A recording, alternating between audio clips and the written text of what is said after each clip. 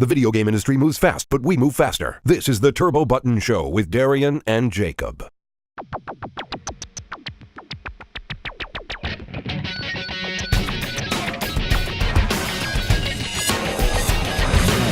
Hello and welcome to the Turbo Button Show, episode number 21 for January 26th. Do I have that right? Yes, I do. 2017. I'm here with Jacob. Hello. As usual. Yeah. How are you doing today?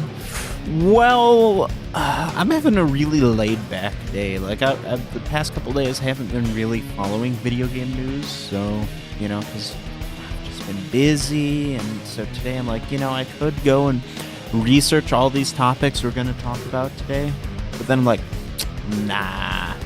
So, this is all on you. Yeah. You're just going to get my hot takes off of this. Yeah, I'm kind of tired today, because, I didn't sleep well last night, and I had to come in early for one of our other shows, Political Radar. You should check it out. Yeah, if you like politics, specifically located in northeastern Wisconsin. That's not all they talk about, but it's the main focus. But let's get back on focus and talk about our first news story for video games. Wait, this is a video game show? Yeah. Let's talk about Overwatch, since you seem to stroke that game pretty hard. Okay, so I love Overwatch. Overwatch is awesome. And Darien, how many hours have you played Overwatch? Maybe a half. Do you own a copy of Overwatch? Nope. This man right here. This man. I'm incredibly, incredibly disappointed in him. You need to play all the way through Need for Speed Underground 2 before I'll leave. I've played Need for Speed Underground 2. You got to play all the way through it. Fine, I'll beat it. And if I do, you have to buy Overwatch on PC and play it with me. But anyways, people are getting pretty butthurt and finding it really hilarious. Wait. Hang on. People getting triggered because of something that's in Overwatch? Yeah. I've never seen that before. I find this really hilarious. Okay. Year of the Rooster. I believe that's an event thing going on right now. Yep. Celebrating the Chinese New Year. Yep. Or the Lunar New Year, I guess, because China's not the only one who celebrates it. And people are pretty mad about May's outfit that she got because it makes her look too thin. Ooh. Okay, there's a bunch of images that I've found on the internet where multiple artists, because I follow the art scene. I know it's popular in certain art circles. People literally traced a body. They basically drew, they found some art, I think, I don't even know, of how she would look when she would not be wearing clothes, and they sketched that out, and they drag and drop it into every costume that she has. It says, it abides by these rules. But Overwatch is responding and saying, we'll fix it in the next patch. Ugh. And I'm not knocking on anybody for having a certain body type, but for people getting all butthurt because she's not representing her body type, even though it's totally they don't have the justifiable thing. Her waist is too thin. Well, maybe she's wearing a tighter belt. So what? This is coming from the game that caused a giant kerfuffle. That's my favorite word now. Over a particular pose that Tracer had, the butt pose. And they went more sexual with it, actually. Yeah, they did, which was awesome. Good on you. What if they changed it and just made her a Violet Beauregard from Charlie and the Chocolate Factory?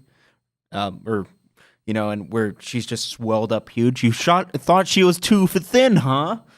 No. They make her a giant bowling ball.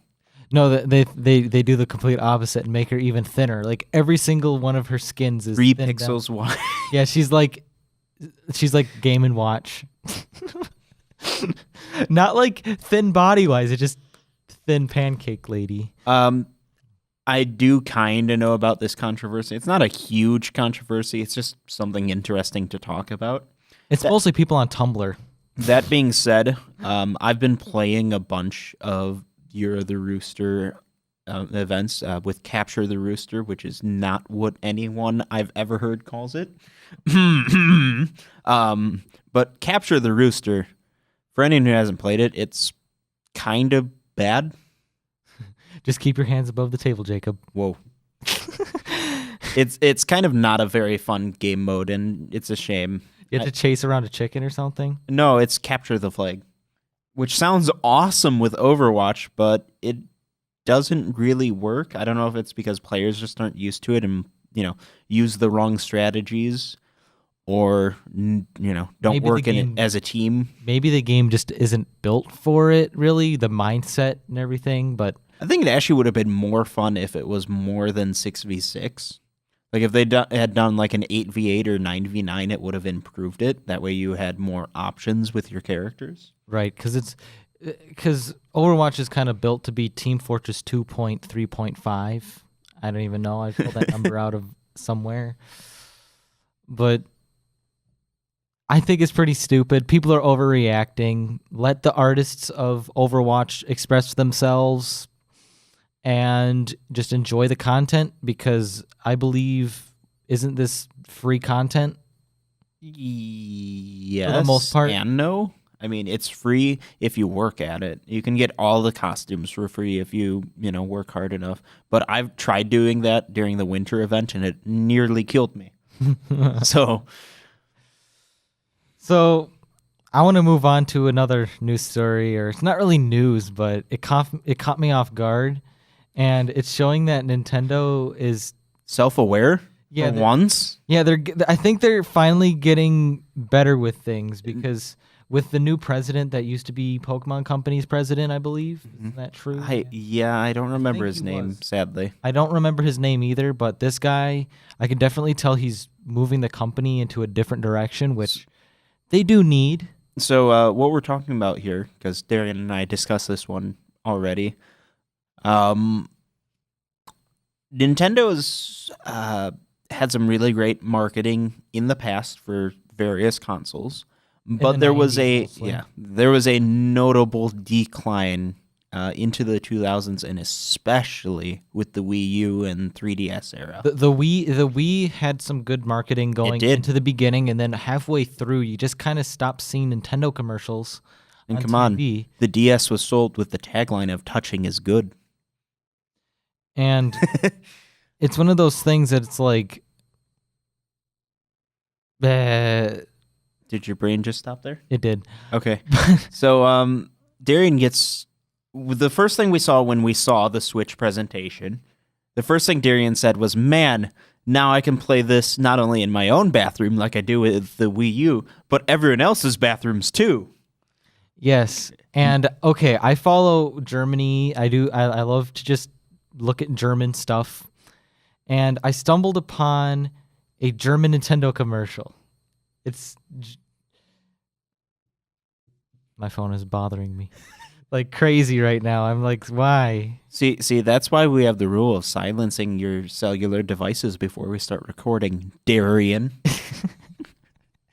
It is silent. It's just vibrating. But literally the commercial opens up. You see like a dude with his pants pulled down, but he's sitting on the toilet playing Mario Kart on the Nintendo Switch. It is your literal dream commercial, isn't it? It's Mario Kart. It's your weird obsession with bathrooms. They pandered to me. The most important... And it's German. Yeah. It's just for you, Darien. I just realized this. This is your commercial, man.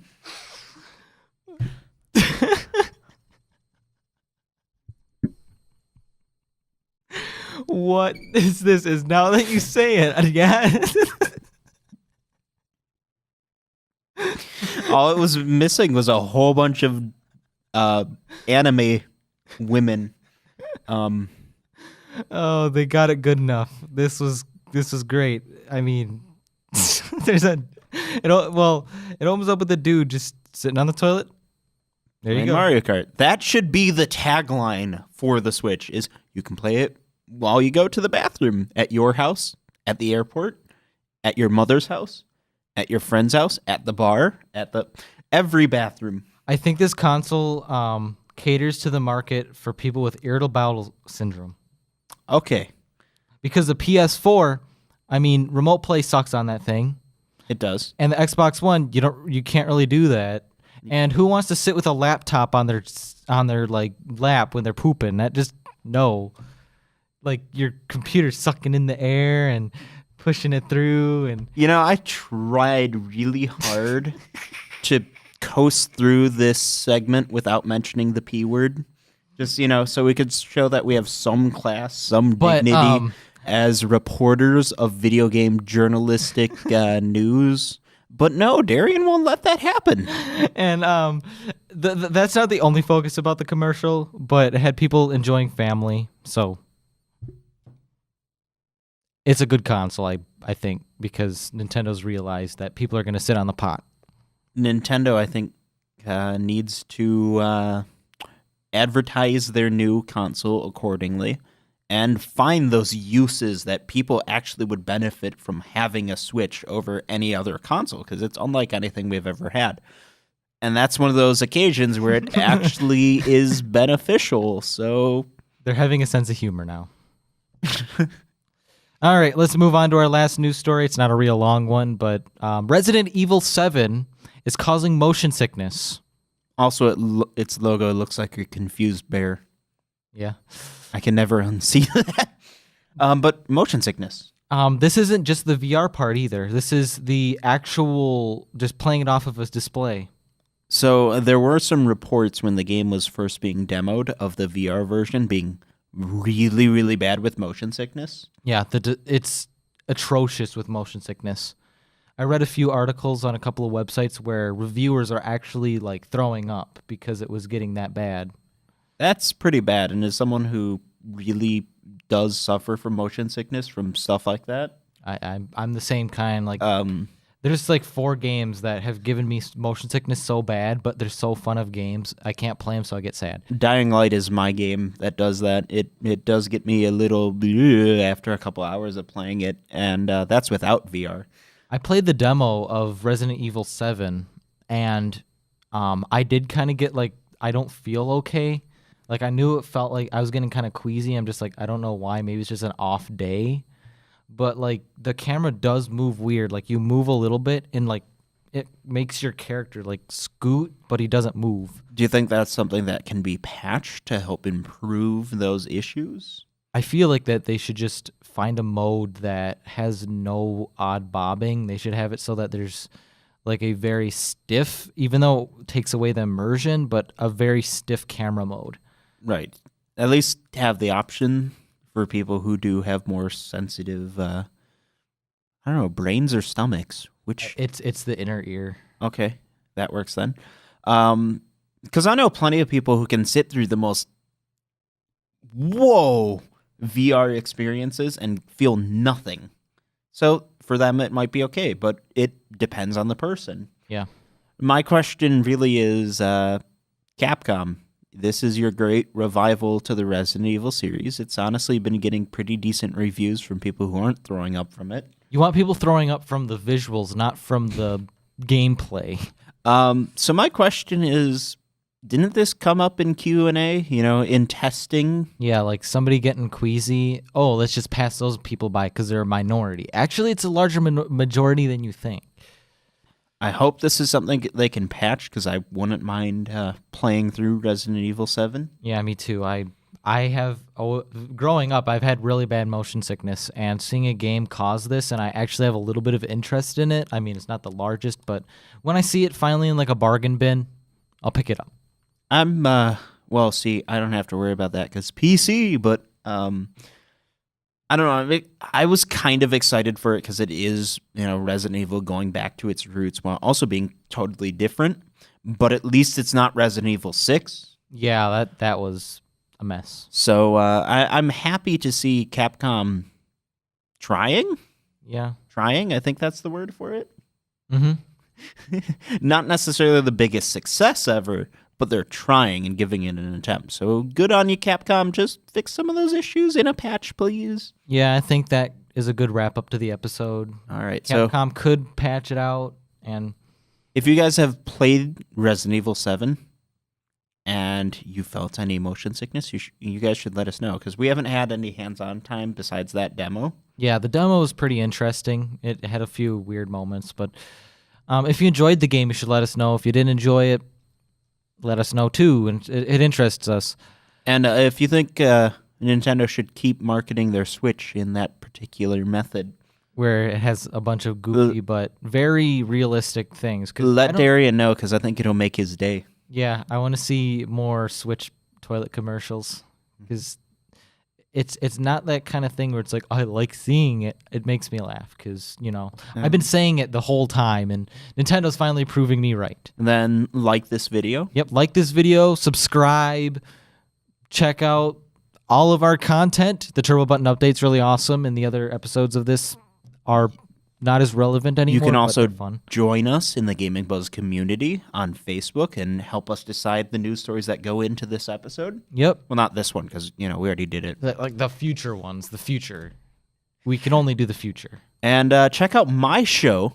That's right. I'm giving myself some free publicity here, because you know what? I do what I want. It's called One Word Podcast. It's a improv comedy show. Darian's the producer of it, so that's cool. And it's really, really ridiculously fun. There's a link in the description below.